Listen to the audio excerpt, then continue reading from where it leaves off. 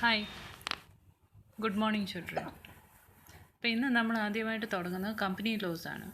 Okay, company law എന്ന് പറഞ്ഞാൽ നിങ്ങളധികം പേടിക്കുകയൊന്നും വേണ്ട, വളരെ എളുപ്പമുള്ള ഒരു ക്ലാസ്സാണ്. പേടിക്കാൻ തക്കയില്ലെന്നല്ല, കോൺസെപ്റ്റ് മാത്രം മനസ്സിലാക്കുക. അത് നിങ്ങളിപ്പം പഠിക്കാൻ തുടങ്ങുമ്പോൾ നിങ്ങൾക്ക് മനസ്സിലാവും ഏത് രീതിയിൽ അത് എടുത്താൽ കറക്റ്റായിട്ട് അത് പിടികിട്ടുമെന്നുള്ളത്. ഭയങ്കര കട്ട് ചെയ്യാന്നുള്ള രീതിയിൽ നിങ്ങൾ ചിന്തിക്കേണ്ട.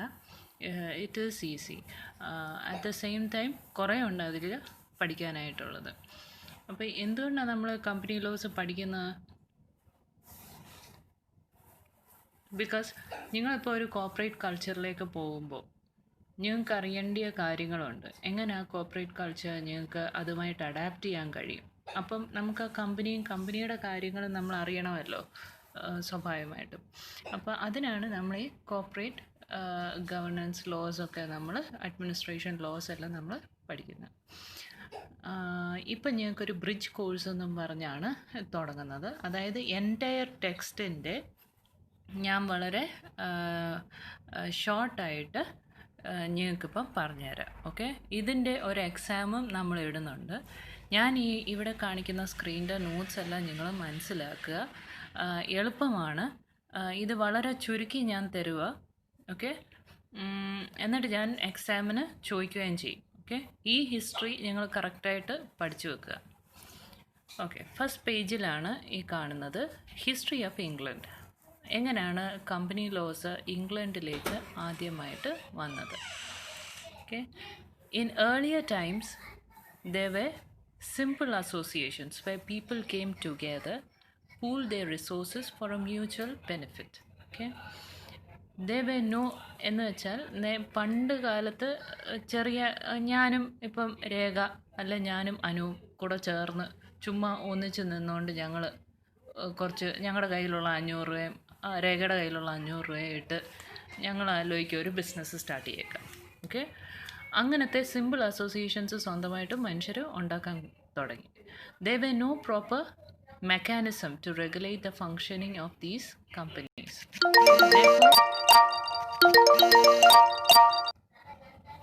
There were no proper mechanism to regulate the functioning of these companies. Therefore, many innocent people were cheated. അപ്പം ഒത്തിരി കള്ളത്തരങ്ങൾ ആ കാര്യങ്ങളിൽ നടക്കാനായിട്ട് തുടങ്ങി. അപ്പോൾ പ്രോപ്പറായിട്ടൊരു മെക്കാനിസം ഇല്ലാത്തതുകൊണ്ട് ആ ഫങ്ഷനിങ് ഒക്കെ മുന്നോട്ട് നടത്താനായിട്ട് സാധിക്കുന്നില്ലായിരുന്നു. ഇനി ദ നീഡ്. അപ്പോൾ എന്താണ് നമുക്ക് ചെയ്യേണ്ടത്? നമ്മളെ കളിപ്പിക്കാതിരിക്കണമെങ്കിൽ നമുക്ക് എന്താണ് അവിടെ വേണ്ടിയത്? നിയമമാണ് വേണ്ടിയത്. ഓക്കെ, ലോസ് വേണം. ഈ ഒരു കാര്യത്തിൽ ചുമ്മാ ഞാനും രേഖയും കൂടെ തുടങ്ങുന്നു ഒരു അസോസിയേഷൻ, എന്നിട്ട് കുറച്ച് പേരെ കളിപ്പിക്കുന്നു, ഞങ്ങളങ്ങ് ബിസിനസ് മുങ്ങുന്നു. ഇങ്ങനത്തെ കുറേ ഇല്ലീഗൽ അസോസിയേഷൻസ് വന്നപ്പോൾ സ്വാഭാവികമായിട്ടും ചിന്തിച്ചു ഇവിടെ ഒരു ലോ വേണം. അപ്പം therefore many innocent people were cheated and the need across for controlling such illegal formations of company arose. Okay, there arose a need for controlling all these illegal formations of associations. Okay, now the first step of legislation was introducing Bubbles Act 1720. Our bubbles act എന്നും പറഞ്ഞൊരു act അവരുണ്ടാക്കി. പിന്നെ അതിനുശേഷം 1825 1844 അവർ വേറെയും loss enact ചെയ്തു. So ഇങ്ങനെ പലതുമായിട്ട്, അതായത് നമ്മുടെ കാലം മാറുമ്പോഴത്തേന് ആ കാലത്തിനനുസരിച്ച് ലോയും മാറണം, ശരിയല്ലേ എന്നുള്ള രീതിയിൽ ആ കാലത്തിന് അനുയോജ്യമായ ലോസ് അവർ മേക്ക് ചെയ്യാൻ തുടങ്ങി. Okay, shall I read it right now? It's very easy കേട്ടോ. നിങ്ങൾ ഈ ഹിസ്റ്ററി മാത്രം ഒന്ന് നന്നായിട്ട് പഠിച്ചു വെക്കുക. The first step of legislation was introducing Bubbles Act in 1720, later repealed in 1825, and then 1844 was a possibility of formation of companies without royal charter made by Parliament.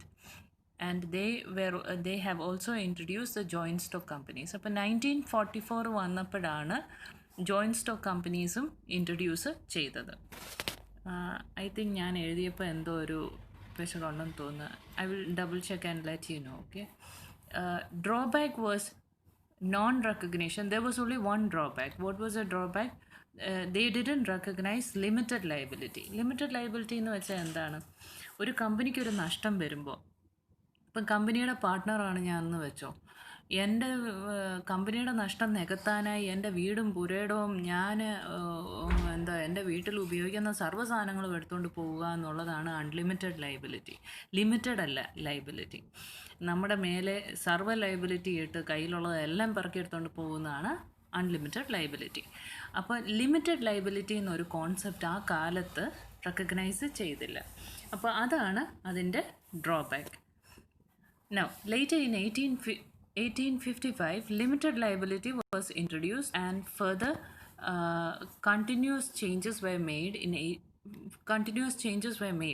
in which all years 1862, 1900, 1908, when the private companies' provisions were incorporated. So in 1908, the private companies' provisions were also included. നേരത്തെ public കമ്പനീസേ ഉണ്ടായിരുന്നുള്ളൂ. Private company എന്നുള്ള പ്രൊവിഷനും കൂടെ അവർ include ചെയ്തു.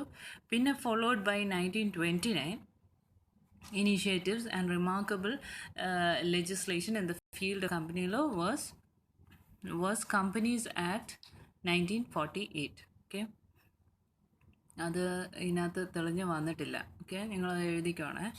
അപ്പോൾ ഏറ്റവും 1929 കഴിഞ്ഞ് പിന്നെ ഒരു റിമാർക്കബിൾ ലെജിസ്ലേഷൻ വന്നതെന്നാണ് 1948. ഓക്കെ, അപ്പോൾ ഇത്രയും കാര്യങ്ങൾ ഹിസ്റ്ററി ഓഫ് ഇംഗ്ലണ്ടിനെ കുറിച്ചാണ്. ഇനിയും നമ്മൾ പഠിക്കേണ്ടതായിട്ടുള്ളത് ഹിസ്റ്ററി ഓഫ് ഇന്ത്യയിലെ കമ്പനി ലോസ് എങ്ങനെയാണ് ഇൻട്രൊഡ്യൂസ് ചെയ്യുന്നത്. നൗ ഇന്ത്യയിൽ കമ്പനി ലോസ് ഇൻട്രൊഡ്യൂസ് ചെയ്ത കാര്യമാണ് ഇനി ഞാൻ പറയാൻ പോകുന്നത്. India adopted the joint stock companies theory in 1850, okay, modeling it with the help of 1844 Act of England. ഇംഗ്ലണ്ടിൻ്റെ 1844 ഇറക്കിയ ആക്ട് വെച്ചുകൊണ്ടാണ് നമ്മൾ ഉണ്ടാക്കിയത്. അടിച്ചു മാറ്റി എന്ന് തന്നെ പറയാം. ഓക്കെ, അടിച്ചു മാറ്റിയെന്നല്ല, നമ്മളെ എല്ലാ കാര്യവും അങ്ങനെ അടിച്ചു മാറ്റാറില്ല, നമ്മുടെ ബുദ്ധിയും കൂടി ഉപയോഗിച്ചാണ് എഴുതുന്നത്. ഓക്കെ, നൗ 1850 കഴിഞ്ഞ് അടുത്തത് നമ്മൾ ലിമിറ്റഡ് ലൈബിലിറ്റി ആ കേസുകളൊക്കെ ആഡ് ചെയ്തത് 1857. 1866 ഇൻകോർപ്പറേഷൻ, റെഗുലേഷൻ, വൈൻഡിങ്. അപ്പോൾ ഒരു കമ്പനി എങ്ങനെ വൈൻഡപ്പ് ചെയ്യാന്ന് വെച്ചാൽ എല്ലാം അടച്ചു പൂട്ടുന്നത് എങ്ങനെയാണെന്നുള്ളത് ചെയ്യുന്നതും ബൈ 1866 ഇറങ്ങിയതാണ്. പിന്നെ 1882, പിന്നെ 1913 ഒത്തിരി കാര്യങ്ങൾ ഇൻട്രൊഡ്യൂസ് ചെയ്തു. ഓക്കെ, ഇനിയും ഇതിനെല്ലാം ശേഷം നമ്മുടെ കമ്പനീസ് ആക്ടിന് കുറച്ച് പോരായ്മകളുണ്ടായിരുന്നു. ഓക്കെ, ആ പോരായ്മകൾ നികത്താനായിട്ട് HC ബാബ എന്ന് പറയുന്ന ചെയർമാൻ അടങ്ങുന്ന ഒരു 12 അംഗ കമ്മിറ്റി ഫോം ചെയ്തു. Okay, chairman mister HC Baba along with 12 member committee. Okay, അവരുടെ വക കുറച്ച് റെക്കമെൻഡേഷൻസ് കൊടുത്തു. എന്നിട്ട് that resulted in A comprehensive legislation of companies act 1956. They incorporated many of the things. And many of the things എന്ന് വെച്ചാൽ ഒരു 57 years ആ companies act 1956 run ചെയ്തു എന്നുള്ളതാണ് അതിൻ്റെ ഒരു ഏറ്റവും മഹത്വകരമായ കാര്യം. ഈ 1956 ആക്ടും കൊണ്ട് ഓൾമോസ്റ്റ് കുറേ അതിന് ശേഷം ആ ആക്ട് 1956 വന്നെങ്കിലും അതിന് ശേഷം കുറേ അമെൻമെൻറ്റ്സ് വന്നിട്ടുണ്ട്. 10-25 അമെൻമെൻറ്റ്സ് എങ്കിലും വന്നു. അമെൻമെൻറ്റ്സ് എന്താണെന്ന് വെച്ചാൽ if there is A sudden change of its നമ്മുടെ വേൾഡ് എന്ന് വെച്ചാൽ ഇറ്റ് ഇസ് റണ്ണിങ് റൈറ്റ്. അപ്പം കുറച്ച് ചേഞ്ചസ് എപ്പോഴും വേൾഡിന് വന്നുകൊണ്ടിരിക്കുക. ആ ചേഞ്ച് അനുസരിച്ച് നിയമം മാറിക്കൊണ്ടേ ഇരിക്കണം. പുതിയൊരു ആക്ട് കൊണ്ടുവരേണ്ട ആവശ്യകതകൾ ഈ കാലയളവിൽ ഒന്നും വന്നിട്ടില്ല എങ്കിലും കുറേ അമെൻമെൻറ്റ്സ് കൊണ്ടുവന്നിട്ടുണ്ട്. അത് ഓരോ വർഷങ്ങളിലായിട്ട് 2006 അങ്ങനെ പല 2012 പല വർഷങ്ങളിലായിട്ട് പല അമെൻമെൻറ്റ്സ് കൊണ്ടുവന്നു. അതുപോലെ 1% കമ്പനി എന്ന കോൺസെപ്റ്റ് കൊണ്ടുവന്നു. കുറേ കാര്യങ്ങൾ അതിനോടിടയ്ക്ക് പ്രൊഡ്യൂസർ കമ്പനി എന്ന് പറയുന്ന കോൺസെപ്റ്റ് കൊണ്ടുവന്നു. ഇതെല്ലാം പല അമെൻമെൻറ്റ്സിലൂടെ പല വർഷങ്ങളിലായിട്ട് ഇൻട്രൊഡ്യൂസ് ചെയ്ത് കൊണ്ടുവന്നതാണ്. ഓക്കെ, അങ്ങനെ for 57 years the Companies Act 1956 was in force. So it underwent many amendments and later, many എന്ന് വെച്ചാൽ almost 25 amendments നടന്നു. And later, due to globalization and a need for more suitable enactment arose, and an expert committee under chairmanship of J.J. Irani was formed, and based on their recommendation, the Companies Act 2013 came into force. Okay, നമ്മൾ നേരത്തെ പറഞ്ഞ പോലെ HC ബാബ എന്ന് പറയുന്ന ആളടങ്ങുന്ന committee വെച്ചിട്ടാണ് 1956 act വന്നത് എന്ന് പറയുന്ന പോലെ ഡോക്ടർ JJ ഐറാണിയും കൂടെ ചേർന്ന് പുള്ളിയുടെ ചെയർമാൻഷിപ്പ് അടങ്ങുന്ന ഒരു എക്സ്പെർട്ട് കമ്മിറ്റിയെ രൂപീകരിച്ചിട്ട് അവർ കുറച്ച് റെക്കമെൻഡേഷൻസ് പറഞ്ഞ അനുസരിച്ചാണ് നമ്മുടെ ലേറ്റസ്റ്റായിട്ട് ഇപ്പം നമ്മൾ അപ്ലൈ ചെയ്യുന്ന companies act 2013 came into force with the approval of the bill by Lok Sabha and Rajya Sabha. അപ്പോൾ ഇത്രയും കാര്യങ്ങൾ it is regarding the history of companies act. അത് ഇംഗ്ലണ്ടിൻ്റെ വകയുള്ള ഹിസ്റ്ററിയും ഞാൻ പറഞ്ഞു കഴിഞ്ഞു, ഇന്ത്യയുടെ വക ഹിസ്റ്ററിയും ഞാൻ പറഞ്ഞു കഴിഞ്ഞു. അപ്പോൾ ഇനി നമ്മൾ ചാപ്റ്ററിലേക്ക് നീങ്ങുമ്പോഴും ഇത് തന്നെ എനിക്ക് പറയാനുള്ളൂ. ബട്ട് സ്റ്റിൽ ഓരോ ടെക്സ്റ്റും ഞാൻ വായിച്ച് നിങ്ങൾക്ക് എക്സ്പ്ലനേഷൻ തരാം. കാര്യങ്ങൾ ഇത്രയേ ഉള്ളൂ. What is a history regarding company laws. Okay, നിങ്ങൾ നന്നായിട്ട് പഠിക്കുക. ഇതിൻ്റെ ക്വസ്റ്റ്യൻ ഞാൻ ചോദിക്കും. ഓക്കെ നൗ ഇനിയും കമ്പനി ലോസിൽ നിങ്ങൾ ഞാൻ ഈ കൊടുത്തിരിക്കുന്ന ഈ ഹൈറാർക്കി നിങ്ങൾ മനസ്സിലാക്കുക.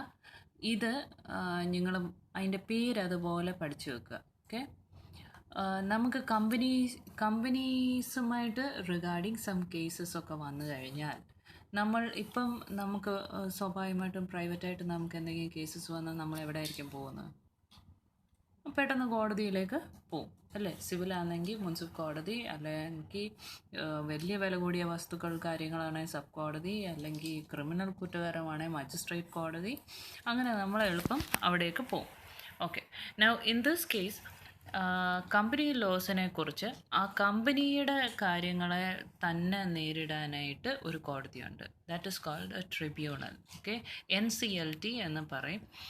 അതിൻ്റെ ഫുൾ ഫോമാണ് ഞാൻ കൊടുത്തിരിക്കുന്നത്, national company law tribunal. Okay, ഇനി അതിനകത്തുനിന്ന് എനിക്കൊരു തീരുമാനം ഉണ്ടായില്ല എന്നുണ്ടെങ്കിൽ what I use to do if I have some problem personally, I go to the court. Okay, if the മുനിസിപ്പലിൽ നിന്നും എനിക്കൊരു നല്ല ഇത് കിട്ടിയില്ലെങ്കിൽ what I would be doing, I would be approaching the district court.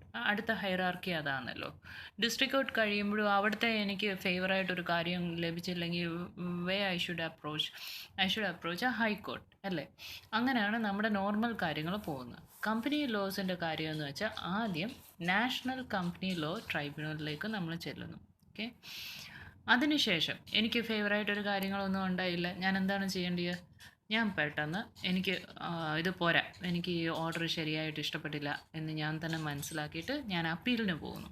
അപ്പീലിന് പോകുന്ന എവിടെയാണെന്ന് വെച്ചാൽ it is called NCLAT, national company law appellate tribunal. Okay, ഞാൻ അപ്പീലിന് അവിടേക്കായിരിക്കും പോകുന്നത്. ഇനി എനിക്ക് അവിടെ നിന്നും ഒരു ഫേവർ കിട്ടിയില്ലെങ്കിൽ എന്ത് ചെയ്യണം? ഞാൻ നേരിട്ട് സുപ്രീം കോടതിയിലേക്ക് ചെല്ലും. അപ്പോൾ ഇതാണ് കമ്പനി ലോസിനെ കുറിച്ച്. അതിലെ കമ്പനി സംബന്ധമായി നമുക്ക് എന്ത് കേസസ് വന്നാലും ഈ രീതിയിലാണ് നമ്മൾ കോടതിയെ അപ്രോച്ച് ചെയ്യേണ്ടത്. It is A tribunal. Companies have their own tribunal which they entertain only the company cases. Okay, വേറൊന്നും അവിടെ എൻ്റർടൈൻ ചെയ്യത്തില്ല. നൗ ഇനിയും കമ്പനിക്കകത്ത് ഞാൻ കമ്പനിക്കകത്തെ ഒരു പാർട്ട്ണർ, അത്യാവശ്യം നല്ലൊരു കള്ളിയാണ്. ഓക്കെ, ആരും അറിയാതെ ഞാനെല്ലാം മോട്ടിക്കുന്നുണ്ട്. വേണ്ട കാര്യങ്ങളെല്ലാം അടിച്ച് മാറ്റുകയും ചാക്കിലാക്കുകയും കെട്ടിപ്പോൾ എൻ്റെ വീട്ടിൽ കൊണ്ടുവരികയൊക്കെ ചെയ്യുന്നുണ്ട് എന്ന് വിചാരിച്ചു. ഓക്കെ, അങ്ങനെ ഇരിക്കുന്ന സാഹചര്യത്തിൽ എന്നെ കണ്ടുപിടിക്കാൻ കഴിയത്തേയില്ല എന്നൊരു രീതിയാണെങ്കിൽ എന്നെ പ്രത്യേകമായിട്ട് കണ്ടുപിടിക്കാൻ വേണ്ടി ഉള്ള ടീമാണ് special fraud investigation officer. Okay, SFIO എന്ന് പറഞ്ഞ ഒരു ടീമുണ്ട്. അവർ ഇൻവെസ്റ്റിഗേഷന് അവർക്ക് കൊടുക്കും.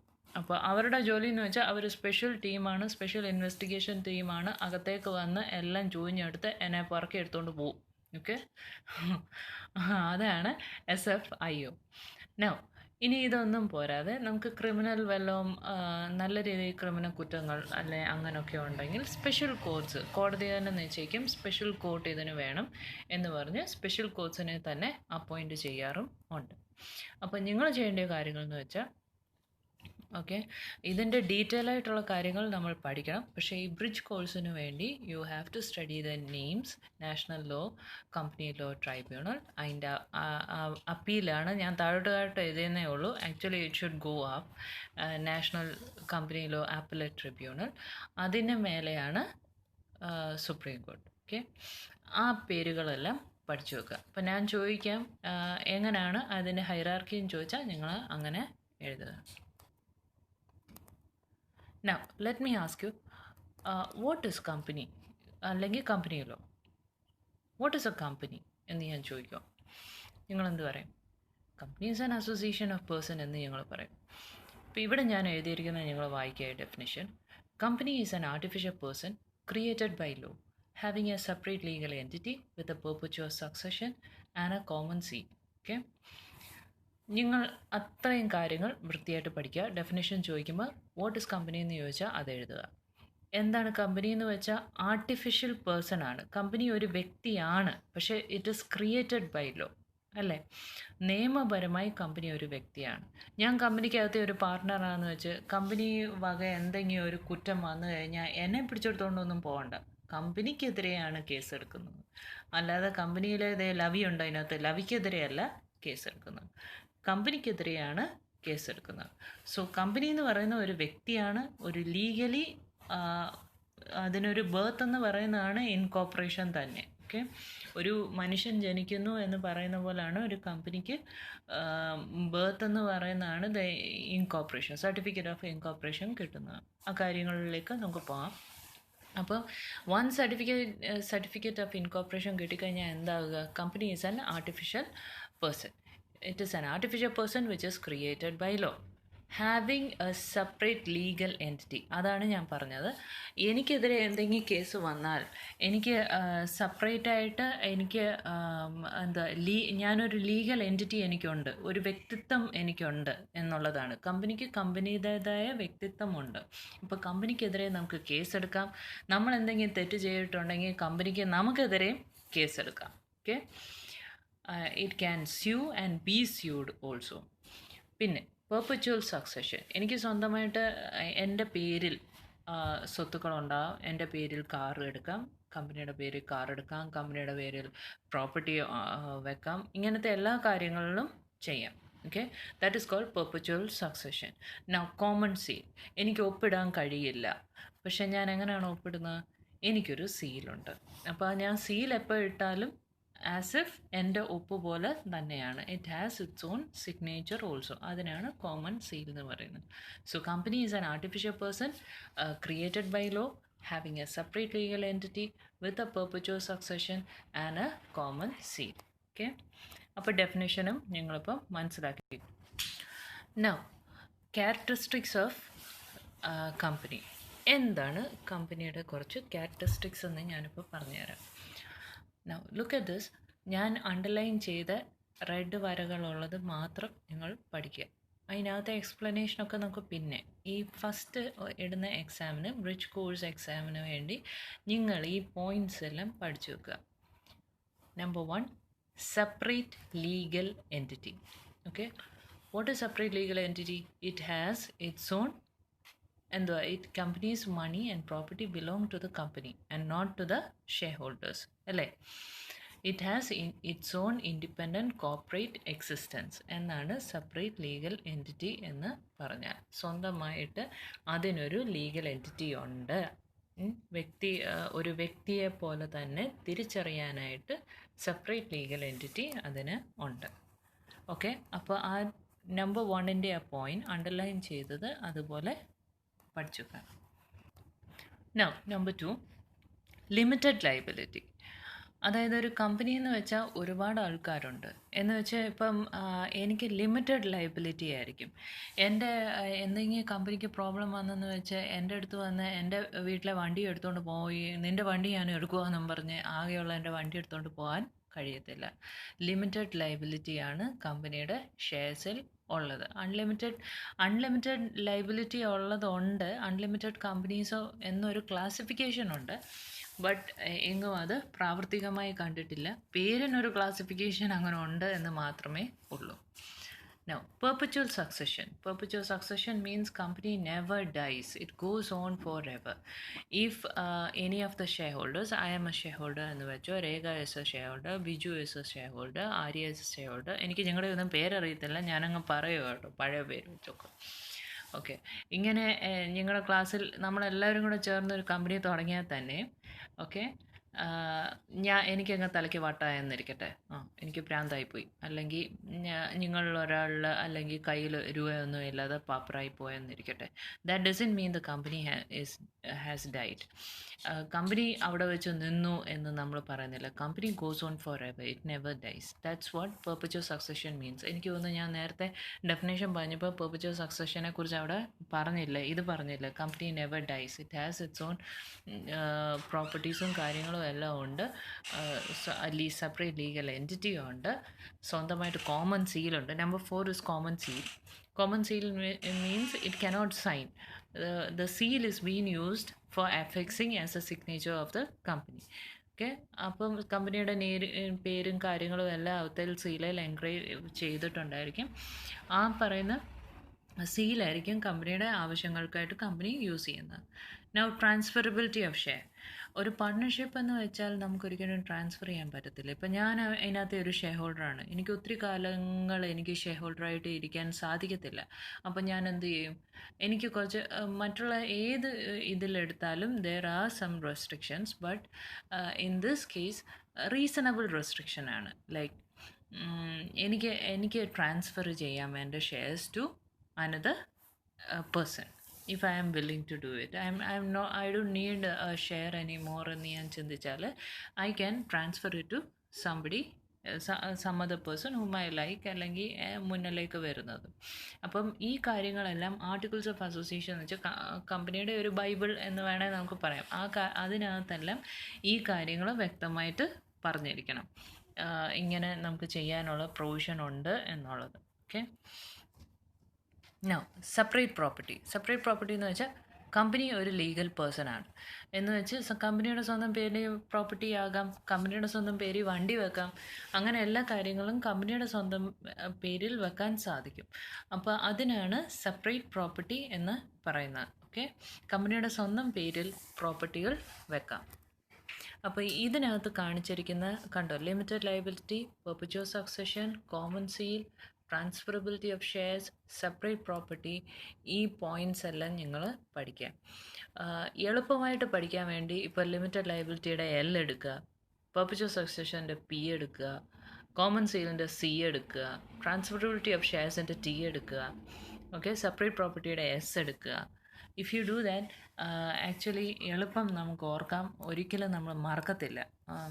ഈസി ആയിട്ടുള്ള എന്നിട്ട് നമ്മൾ അതും കൊണ്ടൊരു വേർഡ് ക്രിയേറ്റ് ചെയ്യുക. Okay, now number 7 is capacity to sue and be sued.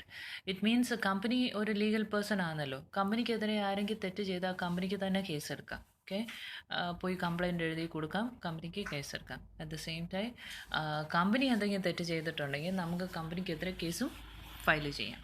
അപ്പോൾ it can sue, it has a capacity to sue and be sued. Okay, ഇനി ആർട്ടിഫിഷ്യൽ എന്ന് വെച്ചാൽ it doesn't have a body, അല്ലേ, ഒരാത്മാവില്ല, ദേഹത്തൊരു ശരീരമില്ല, എല്ലാം പറയുന്നു, സമ്മതിച്ചു. But legally it is a person, അല്ലേ, legally it is recognised. Enforceability of law ഉള്ളതുകൊണ്ട് it is recognised as a not as A natural person but as an artificial അല്ലെങ്കിൽ ലീഗൽ പേഴ്സൺ. ഓക്കെ, അപ്പോൾ ഇത്രയും കാര്യങ്ങൾ, ഈ 8 ക്യാരക്ടറിസ്റ്റിക്സും ഞങ്ങൾ പഠിക്കുക.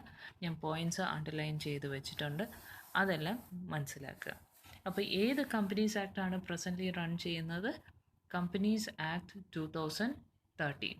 ഓക്കെ, 1956 കമ്പനീസ് ആക്ട് കുറേ വർഷങ്ങൾ, 57 വർഷങ്ങളോളം മുന്നോട്ട് പോയി. 1956 പുറപ്പെടുവിച്ചിട്ട് അത്രയും കാലങ്ങൾ ഒരു 25 അമെൻമെൻറ്റും വെച്ച് മുന്നോട്ട് പോയി. അതിനുശേഷം 2013 കമ്പനീസ് ആക്ട് 2013 ഒഫീഷ്യലി ലീഗലൈസ് ആയത്. ഓക്കെ, എനിക്ക് തോന്നുന്നു ഒത്തിരി ഹെവി ആയെന്ന് തോന്നുന്നു ഞങ്ങളുടെ class. Anyway, classification of companies, അല്ലെങ്കിൽ ഞാൻ ഓൺലൈൻ വന്നിട്ട് ഈ കാര്യങ്ങളെല്ലാം നിങ്ങൾക്ക് പറഞ്ഞു തരാം. ഇതിൽ ക്ലാസിഫിക്കേഷൻ ഓഫ് കമ്പനീസിൽ ഞാൻ ഇതിനകത്ത് അണ്ടർലൈൻ ചെയ്തിട്ടില്ല. നിങ്ങൾ മനസ്സിലാക്കേണ്ട ഒരു കാര്യം, പല രീതിയിൽ ക്ലാസിഫിക്കേഷൻ ഉണ്ട്. അപ്പോൾ ഇതിൻ്റെ ഈ ഡാർക്ക് ആൻഡ് ബോൾഡിലുള്ള ബ്ലാക്കിൽ കാണിച്ചിരിക്കുന്നത് നിങ്ങൾ പഠിച്ചു വെക്കുക. Okay, on the basis of incorporation, ഒരു കമ്പനി ഫോം ചെയ്യുന്ന അനുസരിച്ച് എങ്ങനെയൊക്കെ കമ്പനിയെ ക്ലാസിഫൈ ചെയ്യാമെന്നുള്ളത്.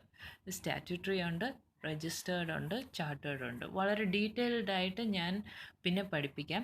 ഓക്കെ, രജിസ്റ്റേർഡ് എന്ന് വെച്ചാൽ നമുക്കറിയാമല്ലോ, company which is registered under the companies act 2013 ആണ് registered companies. Okay, now on the basis of പിന്നെ സ്റ്റാറ്റ്യൂട്ടറി കമ്പനീസും അതുപോലെ തന്നെ ചാർട്ടേഡ് കമ്പനീസും, ചാർട്ടേഡ് ഈസ്റ്റ് ഇന്ത്യ കമ്പനിയൊക്കെ ഫോം ചെയ്ത കാര്യങ്ങളാണ്, അത് പഴയ കാര്യങ്ങളാണ്. Okay, statutory companies means by a special act of the parliament വെച്ചിട്ട്, ഇപ്പോൾ life insurance corporation of India, അതൊരു സ്പെഷ്യൽ അതിനായിട്ടൊരു ആക്ട് കൊണ്ടുവന്നിട്ടാണ് ബൈ പാർലമെൻറ്റ് പാസ്സാക്കിയിട്ടാണ് അങ്ങനെയുള്ള കമ്പനീസ് വരുന്നത്. That is by a statute.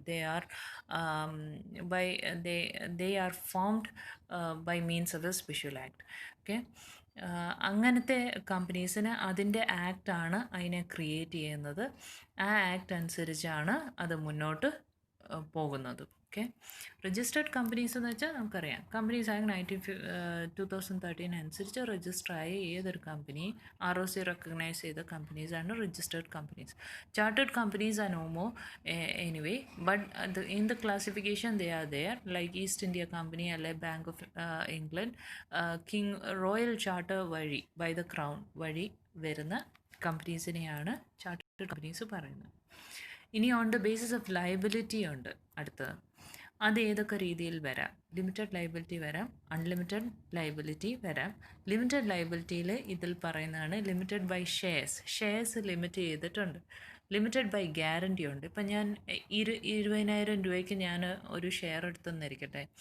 Okay, at the time of winding up, the company would be asking me only for 20,000. Okay, അതിൽ കൂടുതലൊന്നും ചോദിക്കത്തില്ല, because it is limited by guarantee. I have guaranteed that I can produce, അല്ലെങ്കിൽ I can hand over 20,000. അതിൽ കൂടുതൽ ₹1 പോലും company എന്നോട് ചോദിക്കത്തില്ല.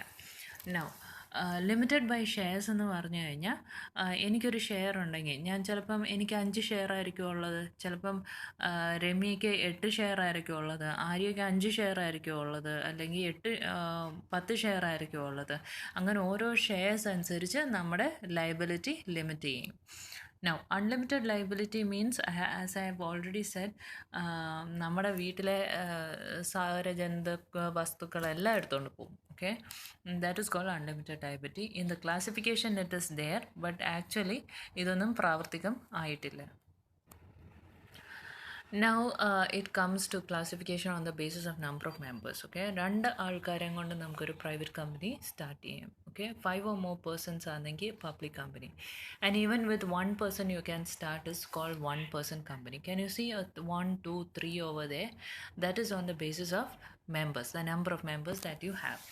So in order to form a public company, at least 5 or more persons should be there. In order to form a private company, there should be 2, and even there is 1 person companies. Okay, ഇനി private കമ്പനിയുടെ ഗുണങ്ങൾ എന്തൊക്കെയാണെന്ന് നമുക്കിപ്പോൾ കാണാം. They restricts a transfer of share transfer ചെയ്യാൻ പറ്റത്തില്ല. പിന്നെ 1 person കമ്പനിയിൽ അങ്ങനെ ഒരു കാര്യം വരുന്നില്ല. പിന്നെ prohibits any invitation to the public. Shares എടുത്ത് പബ്ലിക്കിൻ്റെ അടുത്ത് കാണിച്ചു വന്ന് മേടിച്ചോ എന്നും പറഞ്ഞ് എനിക്ക് കാണിക്കാനുള്ള അധികാരമില്ല പ്രൈവറ്റ് കമ്പനിക്ക്. ഓക്കെ, ദെൻ ബാക്കി ഡീറ്റെയിൽ ആയിട്ടുള്ള കാര്യങ്ങൾ നമുക്ക് അതിനകത്തേക്ക് പോകുമ്പോൾ നമുക്ക് പഠിക്കാം. അതായത് മിനിമം പെയ്ഡ് അപ്പ് ക്യാപിറ്റലും കാര്യങ്ങളും ഒക്കെ ഉണ്ട്. We will go into that later.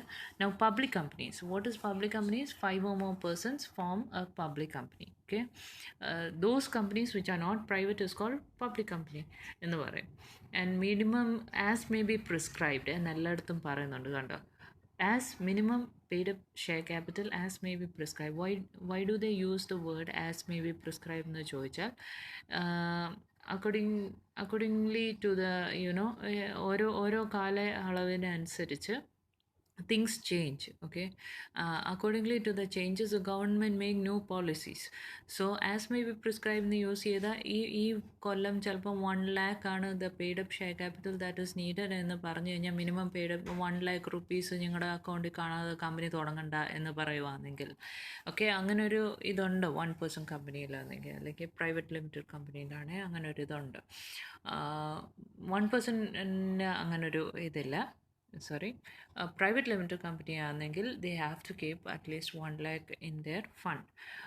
അങ്ങനൊരു ഇതുണ്ട്. ബട്ട് ആസ് മൈ പ്രിസ്ക്രൈബ്ഡ് ആണ്, it doesn't mean that always the 1 lakh should be there while we are forming the company. 1 lakh അതിനകത്ത് കാണണം. At the same time public കമ്പനീസിന് 5 lakh എന്നാണ് പറയുന്നത്. But ഈ as may be prescribe use ചെയ്തത് time to time problems, ഇപ്പം കൊറോണയുടെ കാലമാണ്, ഈ കാലത്ത് അത്രയൊന്നും നമുക്ക് റേസ് ചെയ്യാൻ പറ്റത്തില്ലെങ്കിൽ അതിന് ഇളവുകൾ വേണേൽ കൊണ്ടുവരാം.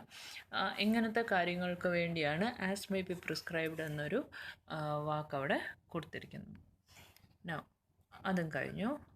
Sorry, no, on the basis of control. എനിക്ക് വേറൊരു കമ്പനിയുടെ കുറച്ച് ഷെയർസ് ഉണ്ട്, 50 ഷെയർസ് ഉണ്ടെന്ന് വെച്ചു. So I am called as a holding company. മറ്റേ കമ്പനിയുടെ ഷെയർസ് എനിക്കുണ്ടല്ലോ, മറ്റേ കമ്പനി അപ്പോൾ എൻ്റെ ആരാണ്? They are called as a subsidiary company. Okay, ഇനി അപ്പോൾ അത് ഞാൻ പറഞ്ഞു. നിങ്ങൾ ഈ ഹെഡിങ് ആയിട്ട് ഡാർക്കൻ ചെയ്തിരിക്കുന്ന എല്ലാ കാര്യങ്ങളും നിങ്ങൾ പഠിക്കുക. ഞാൻ ഓൾമോസ്റ്റ് 2 ചാപ്റ്റേഴ്സ് ഇപ്പം കവർ ചെയ്തു. ഓക്കെ, നിങ്ങൾക്ക് വേണ്ടിയത് എന്ന് വെച്ചാൽ എനിക്ക് തോന്നുന്നു നിങ്ങൾക്ക് എല്ലാ കാര്യങ്ങളും ഓൾമോസ്റ്റ് കിട്ടിയെന്ന് തോന്നുന്നു. ഞാൻ നിങ്ങൾക്കിനിയും അത് ലൈവായിട്ട് വന്നിട്ട് ഒന്നുകൂടെ അത് പറഞ്ഞുതരാം. സംശയമുണ്ടെങ്കിൽ നിങ്ങൾക്ക് ചോദിക്കാം. ബ്രിഡ്ജ് കോഴ്സ് എന്ന് പറയുന്ന ഈ ഒരു ഇതിന് വേണ്ടി നിങ്ങളിതിൻ്റെ ബോൾഡായിട്ടുള്ള ഈ ബ്ലാക്കായിട്ട് കൊടുത്തിരിക്കുന്ന ടൈറ്റിൽസ് എല്ലാം പഠിക്കുക. On the basis of control ഏതാണെന്ന് ചോദിച്ചു കഴിഞ്ഞാൽ ആ 2 എണ്ണം എഴുതുക, holding company and subsidiary company. അത് മനസ്സിലാക്കാൻ വേണ്ടിയാണ് ഞാൻ വളരെ ലൈറ്റായിട്ട് നിങ്ങൾക്കതിൻ്റെ ഇത് പറഞ്ഞു തന്നത്. Okay, so thank you so much. I think നിങ്ങളുടെ കമൻസിനായിട്ട് ഞാൻ വെയിറ്റ് ചെയ്യുന്നുണ്ട്. ലെറ്റ് മീ നോ വെദർ എൻ്റെ വല്ലതും പോരായ്മകളുണ്ടെങ്കിൽ നിങ്ങൾ പറയുക. Be free, okay? I am not that strict, but still I just want things to be done on time. എനിക്കധികം സമയമില്ലാത്തതുകൊണ്ടേ നിങ്ങൾക്ക് വേണ്ടി ഞാൻ മാക്സിമം ഫ്രീ ആയിട്ടും ഇടപെടാം.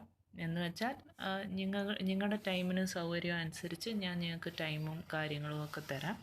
അറ്റ് ദ സെയിം ടൈം നിങ്ങളും എന്നോട് സഹകരിക്കുക, നന്നായിട്ട് പഠിക്കുക. ഓക്കെ, എന്തായാലും കാണാം. Thank you. Have A nice day.